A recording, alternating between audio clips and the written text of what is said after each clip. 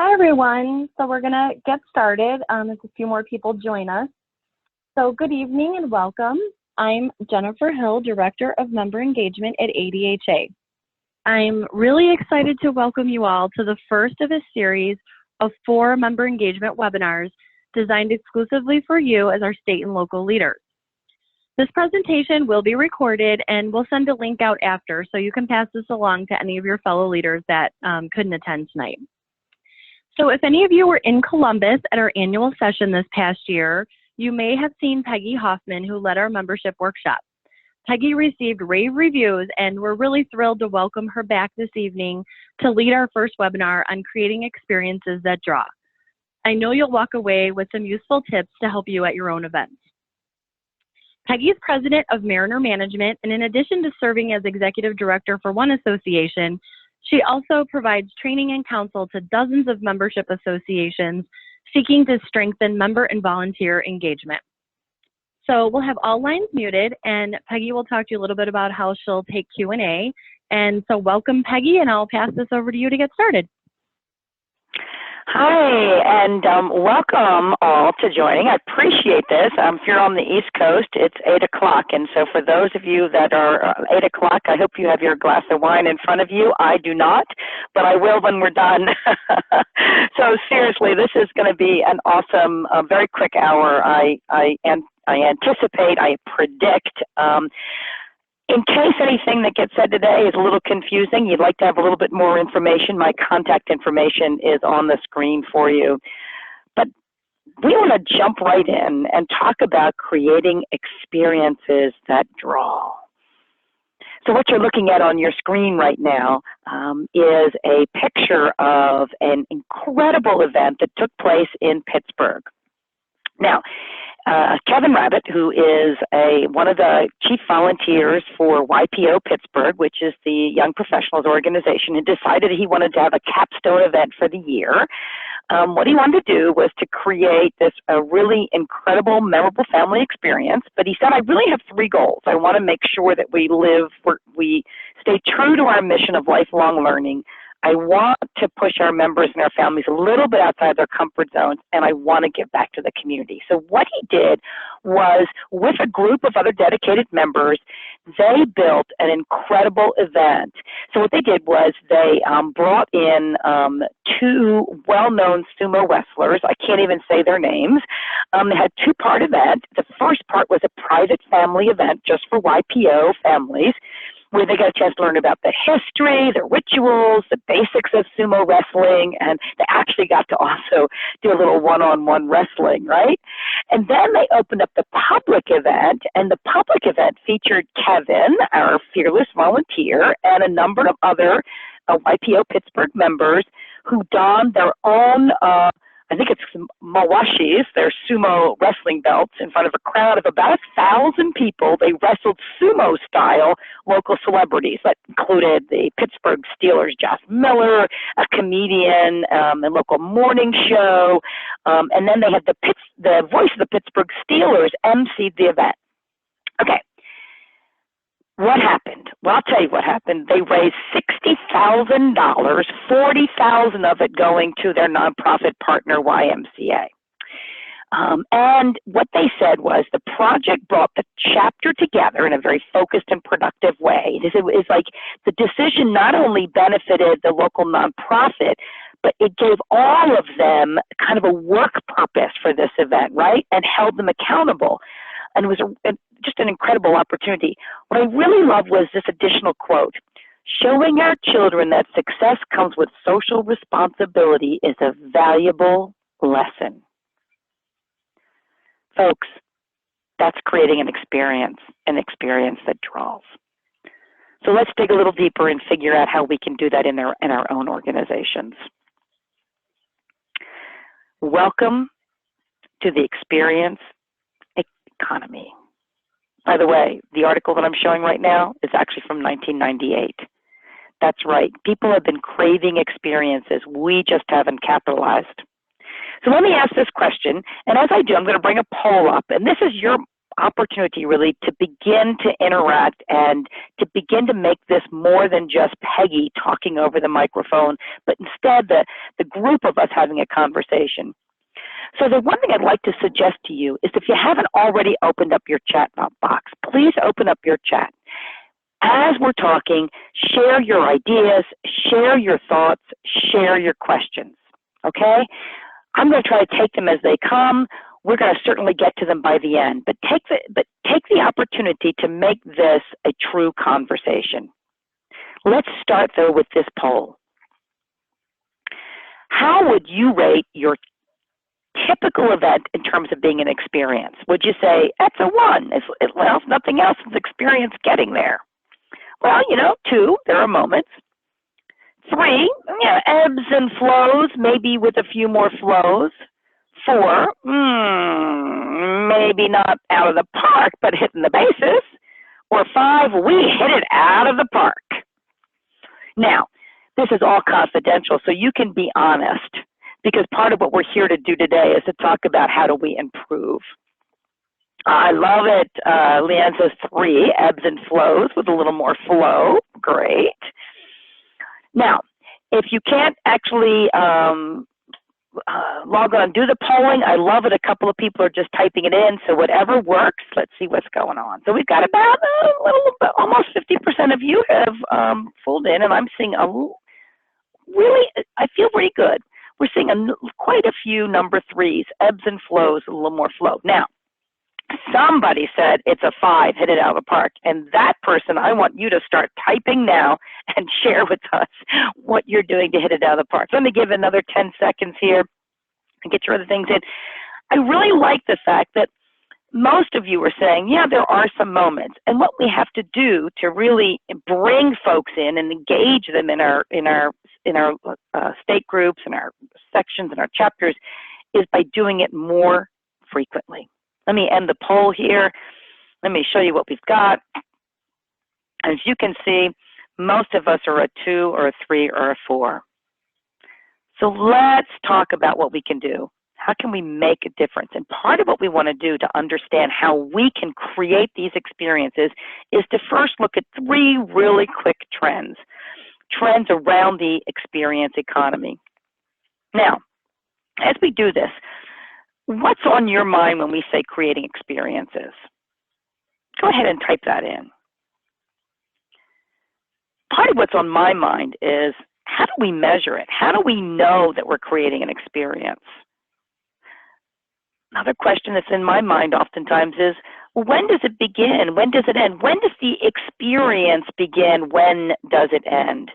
Because, sometimes we focus on a particular event or an activity, and we think that's where the experience is.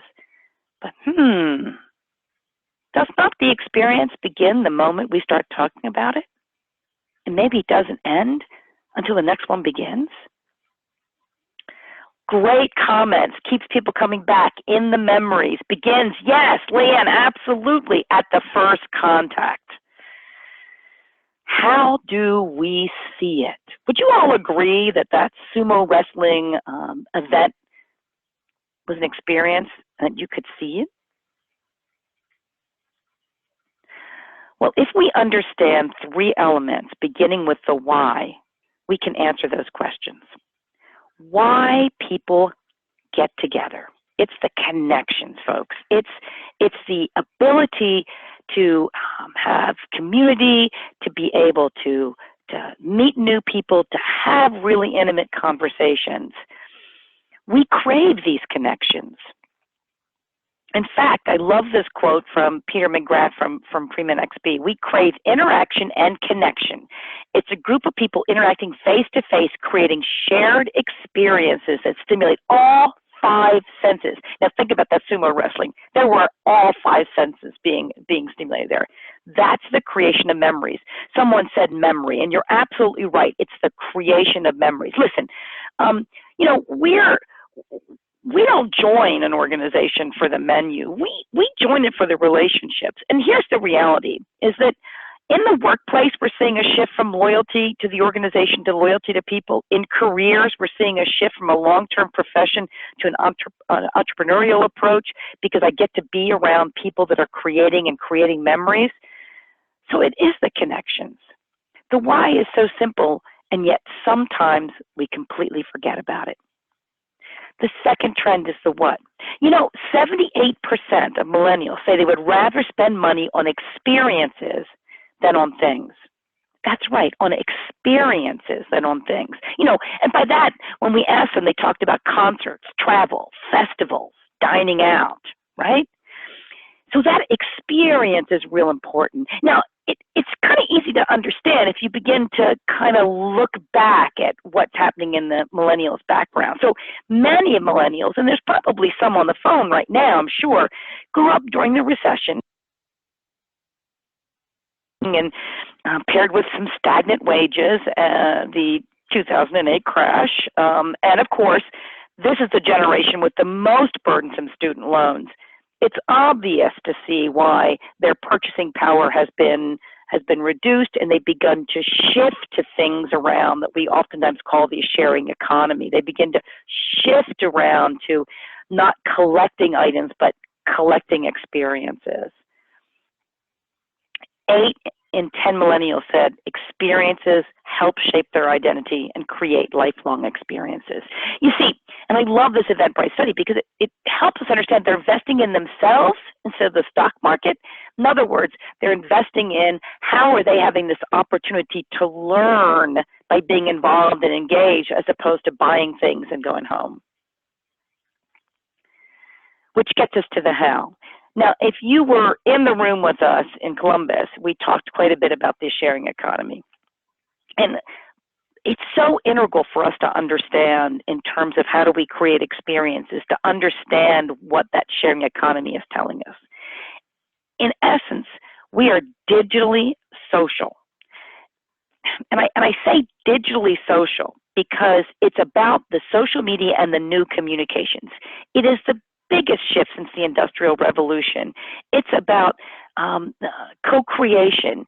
It's about, I want to get together with people. I want to connect with them when it's convenient digitally, and I want to connect with them in person. And it's about really embracing this opportunity to find new experiences and to find the human connection in ways around when we're sharing rides, when we're sharing music, when we're tapping others to help us with things like TaskRabbit and Dog Vacay. It's something that gets them excited to be there. Yes, Amy. And it's really interesting when you start talking to people about people who use Airbnb, or even some of the stories that have come out around Uber. People get in the car, they have these great conversations. My Uber driver in Nashville just over the weekend, we had the best conversation. He's an OR recovery nurse and loves driving, and we just had this long conversation about nursing and being there for people and taking the time to also be there for families. I mean, we had a great conversation. Guys, we were sharing a ride. That was an experience. And that's really what people are going for. When you look at these three trends, I'm curious. And so let's talk a little bit more about this. Which of these keep you up at night? Is it the why, like how do I deliver connections? Is it the what? I mean, how am I delivering a new and exciting and engaging experience? Is it the how? How do I build in the interactivity? How do I build in the virtual nature? How do I make the event personalized? It's like that Uber driver.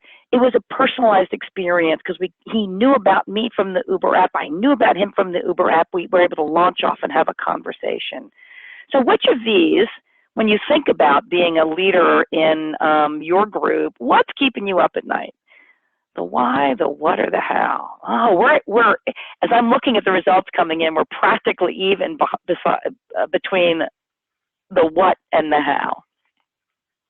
Let me get a few additional ones in here, and I'll show you how it's coming out. All right.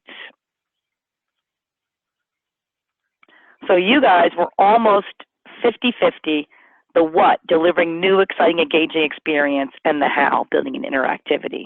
I am delighted because I have got bunches of examples of both of these, and we have the opportunity to explore this together. So let's get started. There are really 5 ways that we can act. There are 5 different, if you will, buckets or areas that we can act on this information. Let's start with the first one here, which is get out of the lecture breakout room. Okay, so what do I mean about this? Well, see, here's the deal. Most of our events are pretty much cookie cutter, right? What you do is you have this little checklist, and you're going to have some PD, some professional development, maybe there's some certification or some credentialed credits that are available.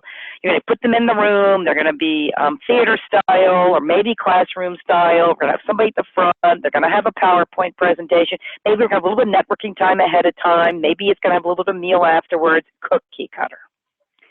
What I'm going to suggest is that we get outside of that break room. What you're looking at right here is a group that took their folks to the zoo. That's right. They went to the zoo so that they could take a look at animals in a different environment and explore a little bit more about that environment, about how the zoo took care of the animals, what were some of the protocols they used, some of the different species. This one is an incredible, it's called the Do Good Bus, and this group decided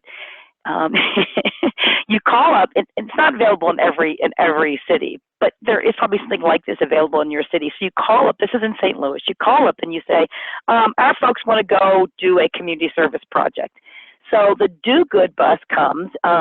They arrange. They make all the things. They get everybody in the bus. They take them to the location, and there you are, suddenly at a community service opportunity. Kind of cool. It's team building, it's getting to know each other, it's giving back to the community. I love this. So this was a chapter for the arborists. And one of the things that they did was they planted a tree, absolutely. They planted a tree in honor of a special anniversary. They got together. Now, these people love trees, but they have the opportunity to talk about this particular tree and to get involved. They then talked about some of the elements, the processes, some of the planting, some of the things that have changed, some of the environmental issues. So it became a learning and a hands-on activity. So here's a pub crawl. Come on, you got to have some fun, right? Love this one as an escape room.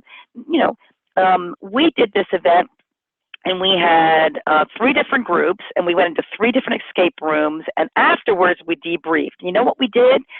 It was a leadership skill development program. So what we did was we talked about afterwards how you interacted, how you could have changed things to get the job done. It was really cool because we did the debriefing, made this not only fun, but made it a learning experience.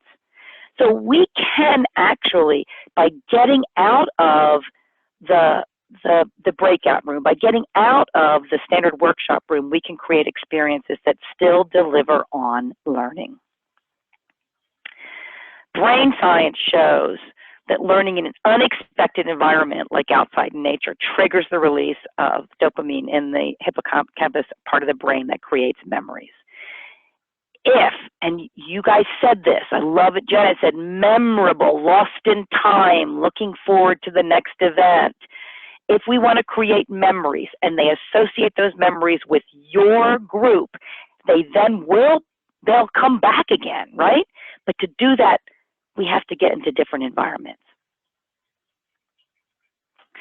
Let's talk about number 2. Size doesn't matter, and in fact, size can be a negative. Now, this is an example from a conference. You can do this at your small state meeting. You can do this maybe at carving out space at a larger meeting where all of your folks are going to be there. But here we're showing the water cooler. Now, so this came from the National Restaurant Association, and they said they wanted to provide engaging content year after year, but what they saw was that people said they really wanted to network. They wanted to talk about topics they were interested in. So what they did was they carved out a space on the show floor. they set up hosted crowdsourced conversations and group meetups. So basically, you could sign up on a sheet and you could just come in and take some of the space. They allowed it for someone who was a subject matter expert to say, hey, I'm going to get up and share this case study, and people would come. It was a smaller, more informal, of the moment part of the larger thing. But what it did was it created a space for conversation, right?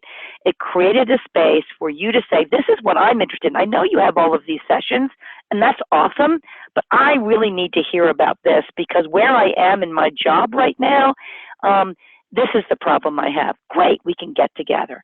You could do something like this in a larger show, but maybe this is just you thinking about the experience differently. So one of the interesting things that we did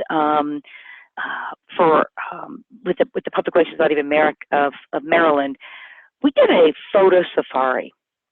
So it's kind of like it was led by a professional photographer, and these are PR folks, and we're constantly looking for how do you frame the best picture, how do you capture a picture, on the fly kind of things.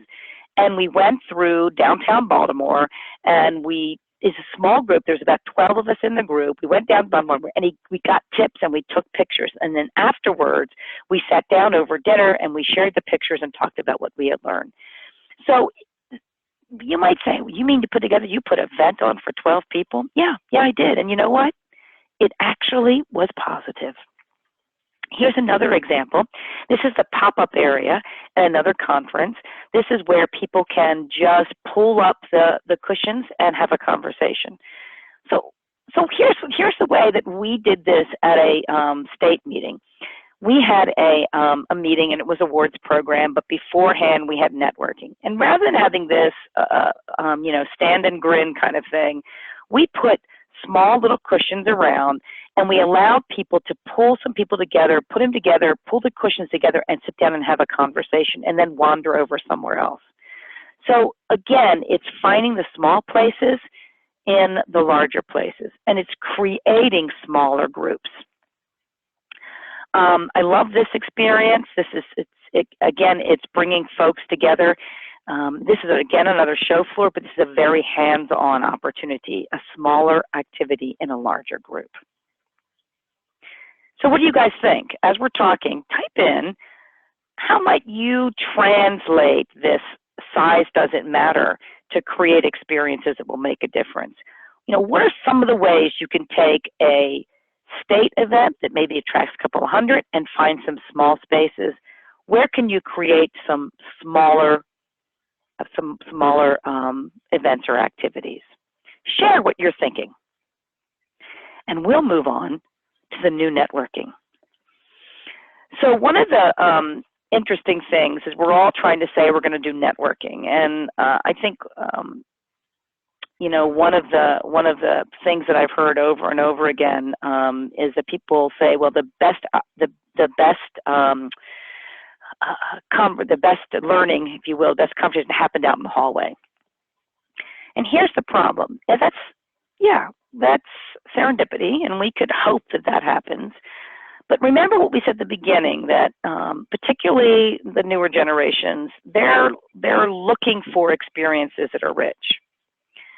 And I think that the thing is that if we leave it to serendipity and it doesn't happen, we've lost that individual. They don't come back. So we have to be a little more strategic about it, and that's what the new networking is about. And I love it. Dorothy said that one thing they do is conversation cards at tables during lunch. Yes, creating that.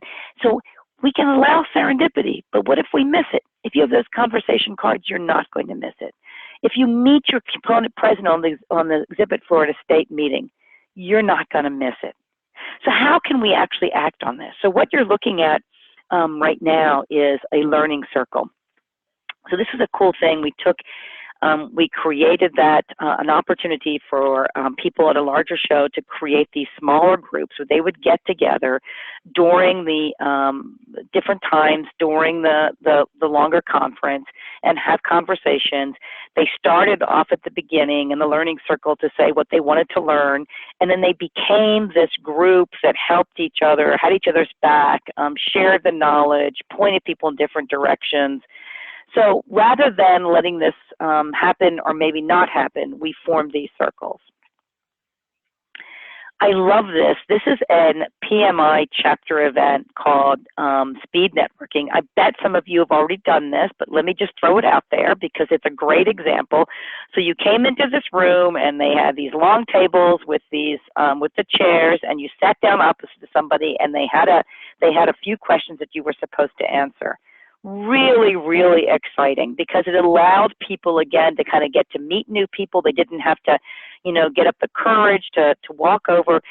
People exchanged cards. And this event that happens at every one of their meetings, every one of their larger meetings, has been a 5-star activity, something that they do all the time.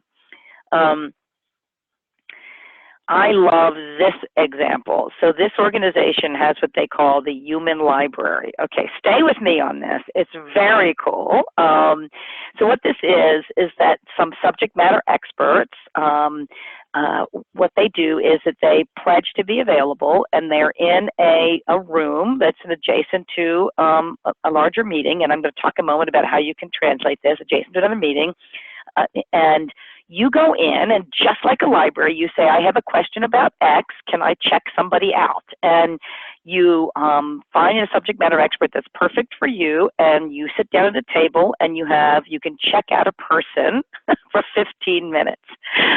And then if the conversation, if there's extra time, you can continue to talk, right?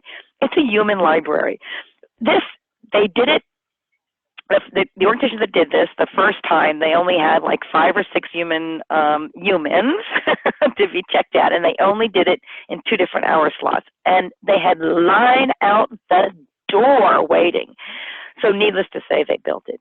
So we had a chapter take this and translate this. What they have is a list of people on their website who can be checked out for coffee, and it could be a phone call, it could be a meet for coffee, it could be meet me at the front end of our next monthly event, and sit down and have a conversation about something that's important to you. Pick somebody's brain. Isn't that cool? I mean, that's an experience. Imagine going to one of your events, walking in, and you're like, I don't know anybody. And someone says, well, what's the question you have? And you go, oh, well, the difficulty I'm having is X. And they go, well, wait a minute. You might want to come over here because so-and-so's over here, and you can have a conversation and you make a connection. So it's really about making sure the networking actually happens. All right. Focus on the power of moments.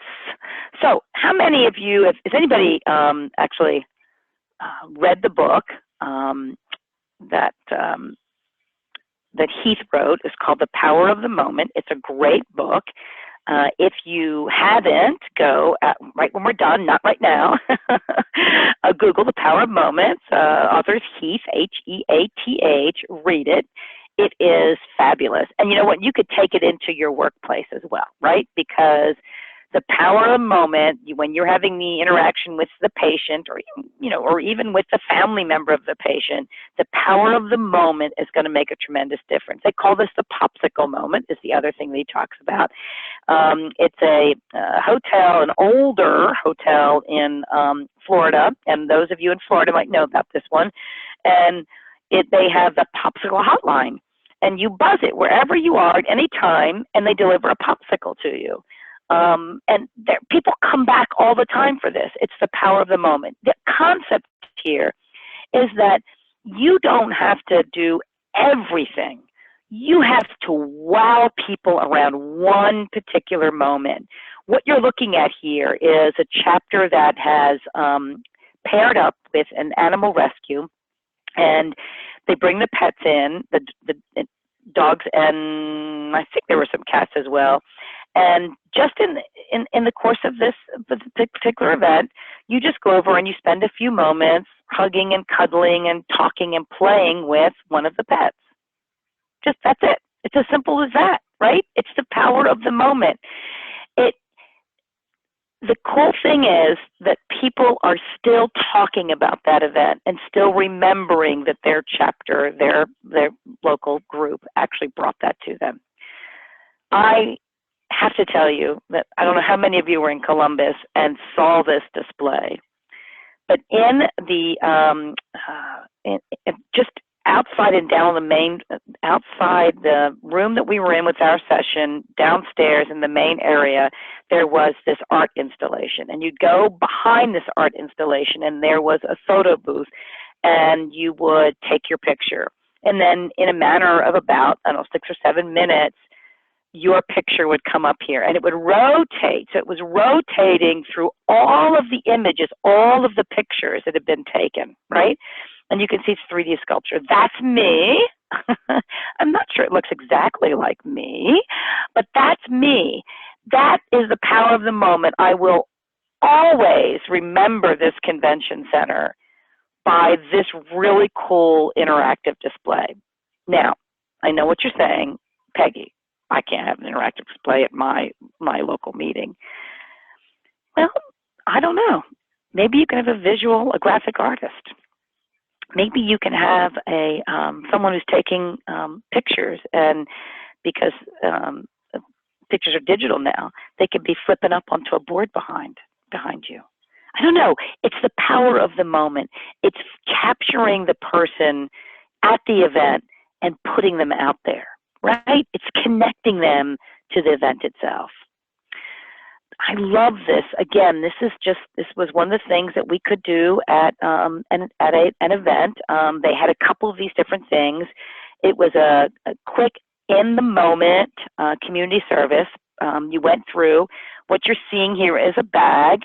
They had a bin of soap and a bin of some cloths and a couple other little elements and a bag, and you picked up the bag and you filled it with each of these items.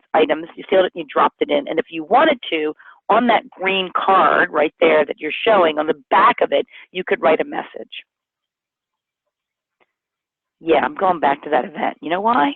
It's the power of the moment. It's the power of the moment. I love this example. And here's an example you could absolutely do at an activity or an event. This is called a yarn wall. And you can't see it completely on here, but across the top are questions, prompts. So it's like, what I loved at a meeting I attended, the coolest word ever, technology I'd love to use, my favorite toy. So, and it goes across there. And then down vertically are different answers. And as you can see, the 2 baskets of yarn. So what you would do is you pick up the basket of yarn, and there's scissors hanging, which you can't see right here. You tie on the knot of your first nail to the response that works for you on that first question, and then you just drag it to the next and tie it, drag it to the next and tie it, drag it to the next. At the very end, you tie it off and clip it. Very interactive, as you can imagine, right? And you know what's really cool about this? I'm seeing where I'm similar and different, and yet at some point I am similar, right?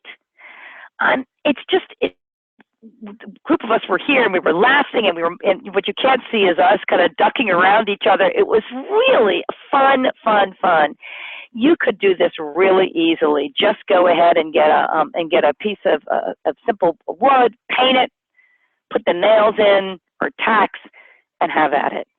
Creating connections, creating the power of the moment. What do you guys think? How can you create the power of the moment? Come on, type in some ideas. I know that you guys are doing this. Part of what we don't do always is capture the things that we've done and make them repeatable. So what are some of the things you've done to capture the moment? I got one more for you here. I love this. Photo, yes. This is a wonderful, we used to do these series of events that we called Finding the Creative, and we would take you to certain places. This is actually a clip from one in St. Louis, and it was part of their glass gallery, and they had a room. You could have an event there. We had an event there where we all got a chance to make our own stained glass little trinket, right? We learned about colors. We learned about how to create a piece of art. We shared with each other. We took that incredible learning, and it was a combination of team building and getting to know each other, all these things wrapped up, and it was very hands-on. And people told us that that it brought them closer, and it made them feel like there was a community inside our chapter. Janet, I love it. Paint with a twist and create your own sign. So is that an event that you did? Tell us more. Type in more. We love to hear about this, because these are just incredible opportunities for you guys to create experiences. As you're typing in there, let me take you to our fifth and final. This is to create conversation. You can see a URL at the bottom of this slide here. It's the eventmanagerblog.com, 70 ideas to help event networking. Now, we talked about the new networking. This is really about creating conversation. And creating the conversation can happen at a meeting, it can happen before a meeting, it can happen at the close of a meeting. In fact, that is excellent, Pam. If you could create a what-if question on a whiteboard and have people respond creating a mural, absolutely, that is creating conversation. Great idea. And yes, a yoga demonstration by a member. Come on, folks, you've got some great ideas. Let's share. Let's build. Let's build on each other a bit here. Oh, interesting. So how do you, okay, I just saw the question. Hang one second. Let me go back up there. How do you make a small area available for networking from turning into a click area or from creating an unwelcoming area? Thank you for that question, Erin. I'm delighted to have you ask that question, and I'll tell you why. Part of what happens is there are absolutely clicks. One of the things that I recommend that you do is do it completely, first and foremost, do it completely out in the open, right? And have a variety of different chairs or different cushions or, different things to sit on. When you have different things, there's always something that gets left over or that's sitting by the side that allows someone else to infiltrate. So what you're basically doing is creating an opportunity for people to be able to come in and come in and collect and start the next group. So a click happens when you create this, it's off to the side, so it's hard for people to break in. A click happens when it's a very uniform kind of chairs in a circle, and I'm not going to break that circle.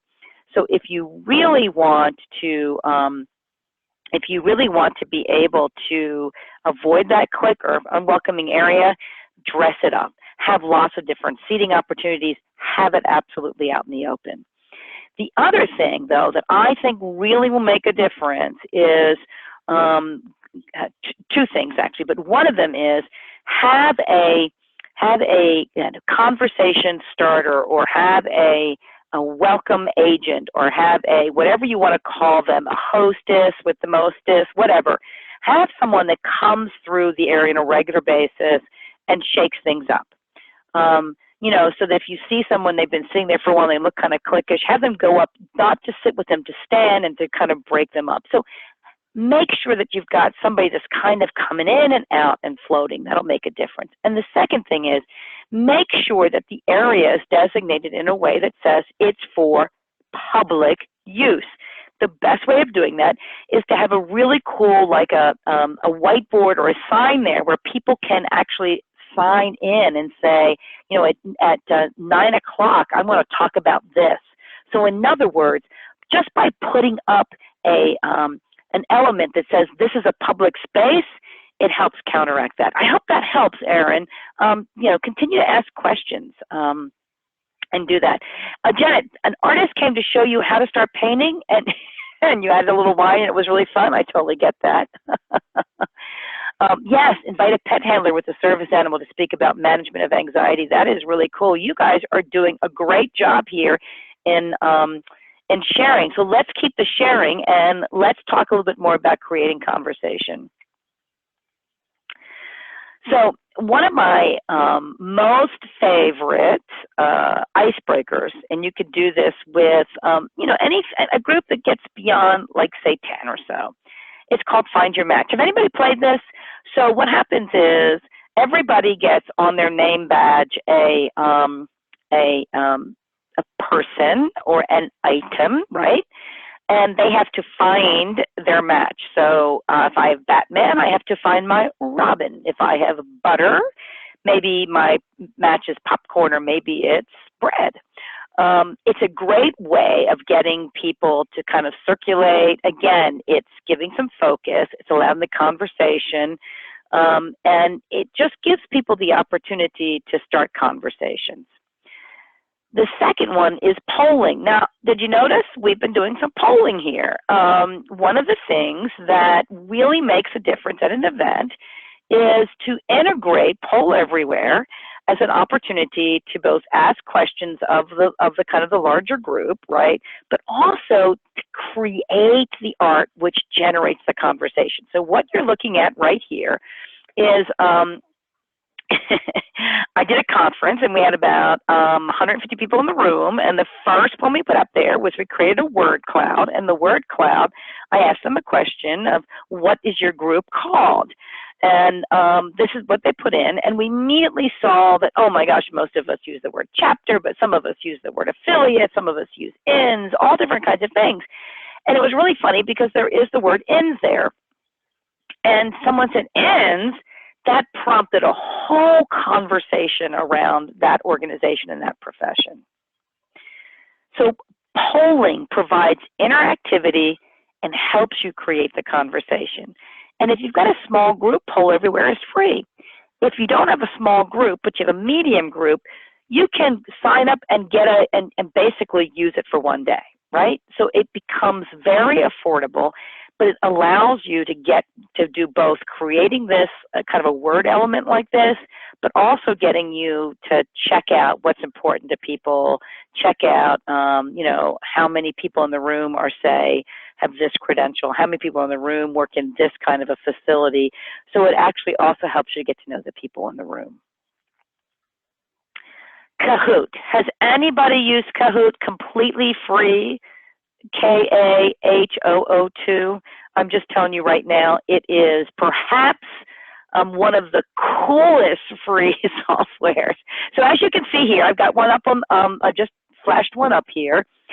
What you do is you ask a question, and people they're racing. They're racing to answer it. It's all driven on your mobile phone, as is the Poll Everywhere, by the way. You say which is the right question, and people pick. They either pick the square, the circle, the triangle, or the diamond, right? And then when you get the answers come up, and it shows you who was first, and they get points for being first, and who was second and third and fourth. So it's a little bit of a competition, which is kind of fun. So this is the way I've used it 2 different times with 2 different professional development sessions we were running. What we did was, after we had a presenter talk, we then from the presenter, we had gotten 3 questions. We threw the questions up there and tested the memory and the learning of the people right there, right? So the second time we did it, because we had done a couple of speakers, people paid even more attention. Why? Because they saw who got what points for being right. So all of a sudden, I took what could be a distracted group, because sometimes speakers go on, like I am tonight, right? Yes, Kahoot, Kahoot. Thanks for asking. Oh my gosh, Virginia, you use it? Oh, great. So you think I'm going to assume that means you find it really useful, right? Yes, you check it for your students' retention. And so what happens is you take a typical program, right? A typical program, your folks come and they're on autopilot and they sit down, they're listening to the presenter and they're nodding their head and da-da-da-da, some of them are checking email, right? All of a sudden you add this element and suddenly your PD program is better than anybody else's PD program because there's this incredible interactivity. Not only that, but people remember what they learned. So when it's the next time and you say something and they could get this free webinar from this vendor here, or they could be face-to-face with you and they go, whoa, baby, I remembered what I learned last time. I'm coming back to you. Do you see what I'm saying? It is really, it's creating an element. It's layering things onto your events that make sure it's an experience that draws people back. Now, here's the cool thing. You know, if you're doing a virtual event, you can still use Kahoot. So really, really super fun. Here's a cool idea. I remember this because we did it in 2017. We did a one-day conference, and we did the SEXY stands for Component Exchange, was Component Party List. We had a song for each of the events, each of the sessions, to call people back into the room or to tell people that it was time for a break. I can't tell you how many people put on the things that that was one of their favorite parts because it gave them a clear cue, right? But it was fun and it kept the energy up in the room. And they said they've never been in an event where they sat for a day and felt like the energy never got sapped. It's as simple as going on to Spotify. So we did another workshop, and for this workshop, we asked all of the speakers to give us their favorite, and we created a playlist that matched the speakers. Really, just an opportunity to do so many different cool things. And finally, I mentioned this a little bit earlier. We had, for an event that we did, we brought in a graphic artist. And what a graphic artist does is capture the conversation as it's going on. Now, this is not like, I won't call this an inexpensive, like Kahoot is free, Spotify is free. Typically in an association, if you're an event, you just need to plug it into the system. This isn't free, but I will tell you that it creates an energy and it creates a visual map of the day and the event. People came up afterwards and were taking pictures of this. Talked about the fact that they realized that in that course of the day, we had covered so much territory. So, lots of ways that you can create moments. So at some point, you're going to be saying, well, this is all well and good. I don't know where to start. My head is spinning. Am I right? Yeah, I understand.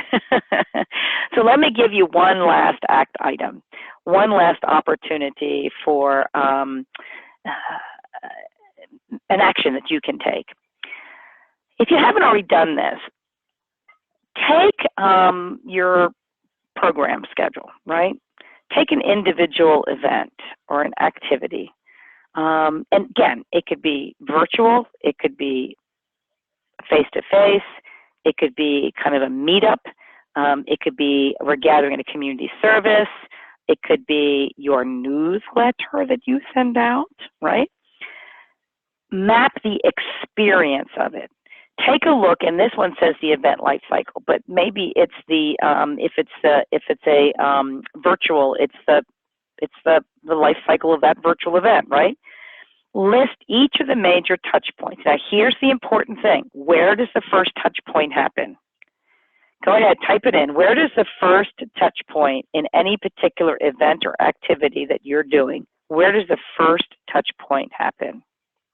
At the intro, at the sign up. Registration, sign-in table. Think bigger, guys. Think bigger. At the invitation, yes. The first major touch point is when you tell folks about this activity. That's absolutely right. So here's the deal. That's the first touch point. What are you doing to make it an experience? Did you put a video clip in it? Did you give a really cool link that gave them an answer to something? Did you put a poll in it? Did you put a really cool picture? Did you personalize it, right? So list all the major touch points throughout this event or this activity. Think about the flow then that needs to happen in order for those touch points to be positive. So think about the flow from that first invitation to the event or the activity is over and a week has passed. What's the last touch point of that event? Connect that flow, map it on a piece of paper, take a look at it, and then under each of those touch points, list the opportunities and the ideas for making sure it's a memorable experience. So take into account the invitation, take into account the registration process, take into account the venue if it's a face-to-face, or if it's a virtual event, take into account the Zoom. So for example, I'm having you guys use the chat box.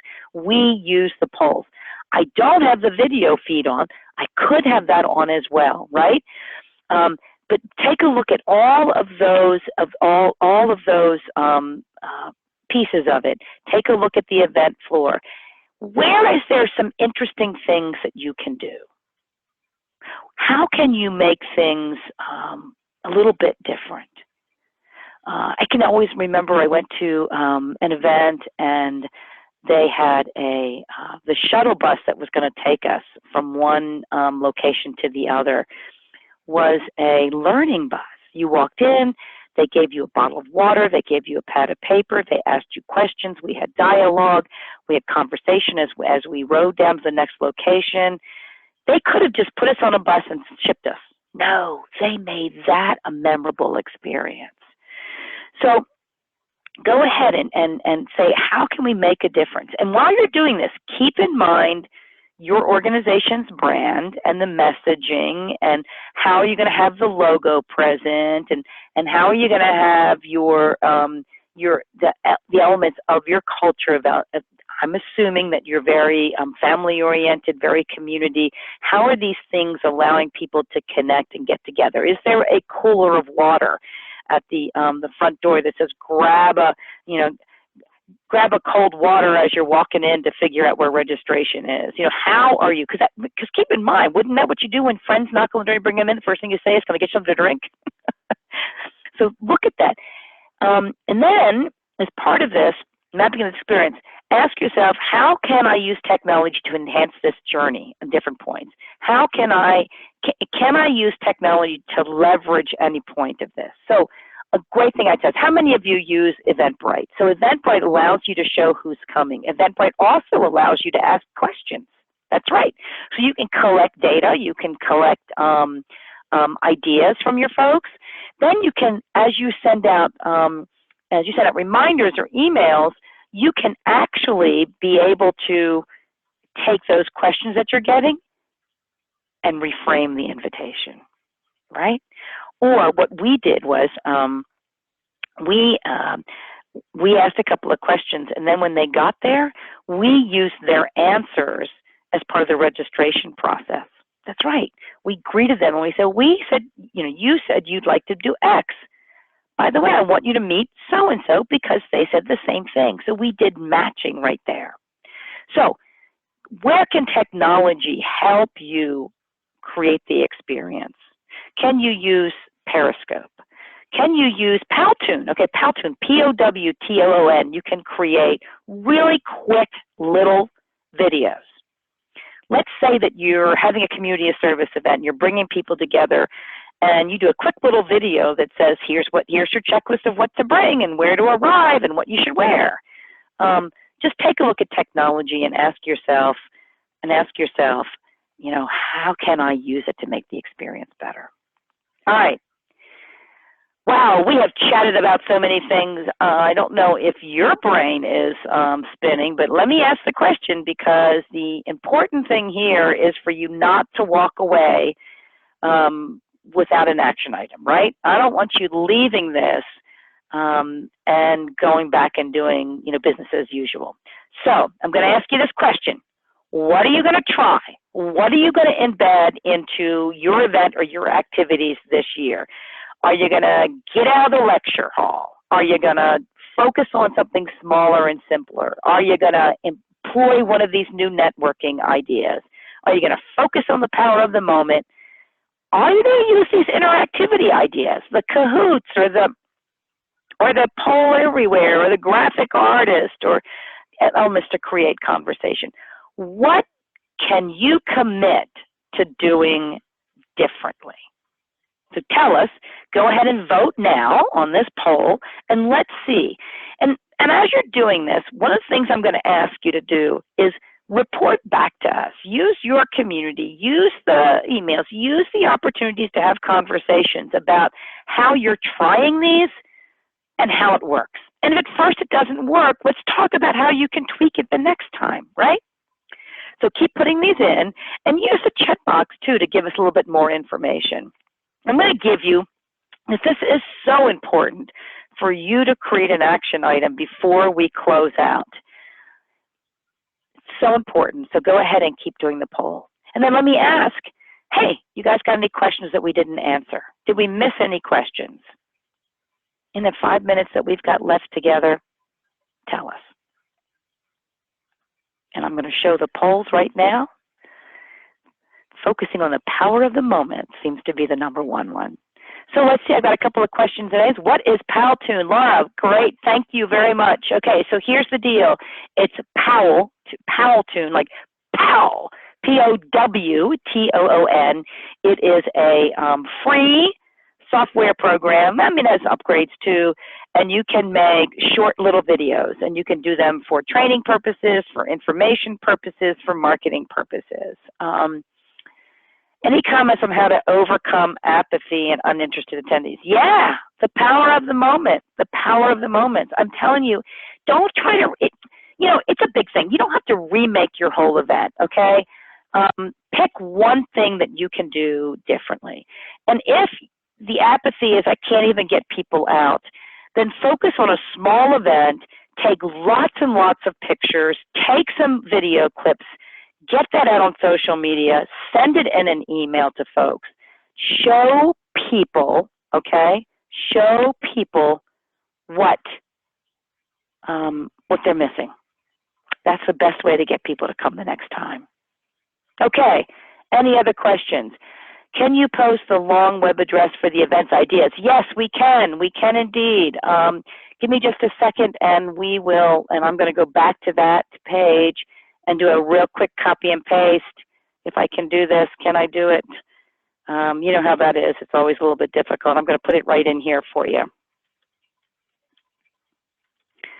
And you guys talk amongst yourselves while I put this in. Oh my goodness. Any other ideas or questions you guys got? Come on. We got to keep sharing because part of what we're doing with these chats is making them chats.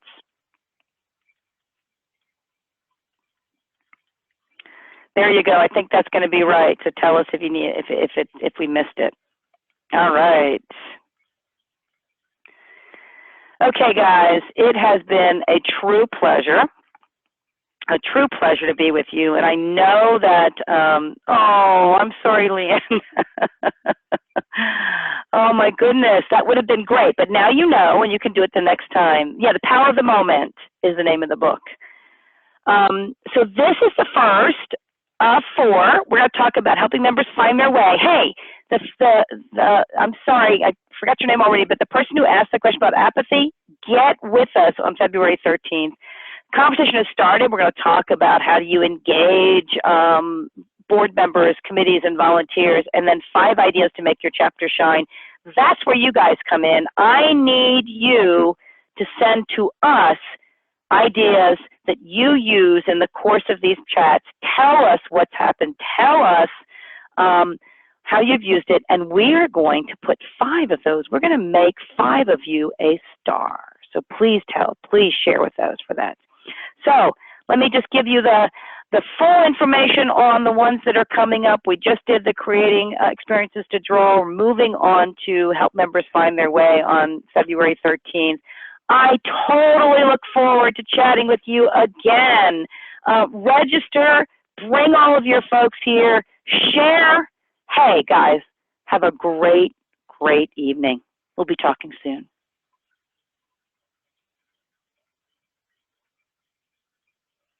Thanks, Peggy. Have a good night, everyone, and we'll send out the link for the recording after. Have a good night.